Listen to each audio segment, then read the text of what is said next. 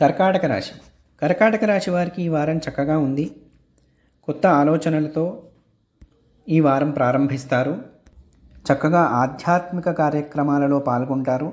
నిరుద్యోగులకు చక్కని ఉద్యోగ అవకాశాలు దక్కుతాయి. వ్యాపారస్తులకు, కాంట్రాక్టర్లకు చక్కగా ఉంటుంది. వ్యాపార విస్తరణ, కొత్త కాంట్రాక్టులు లభిస్తాయి.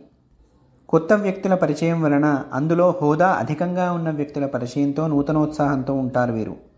కుటుంబంలో శుభకార్యం జరిగే సూచన ఉన్నది. తద్వారా బంధుమిత్రుల సమాగమంతో చాలా ఉత్సాహంగా గడుపుతారు. స్థిరాస్తుల ఒప్పందాలు అంతగా అనుకూలించవు. మంచి వాహన యోగం కూడా ఉంది. ఆరోగ్యం బాగుంటుంది. కొత్త పెట్టుబడులు చేసే అవకాశాలు పరిశీలిస్తారు. పెట్టుబడుల వైపు మొగ్గు చూపుతారు. ఉద్యోగస్తులందరూ తమ బాధ్యతలను చక్కగా నిర్వర్తిస్తారు.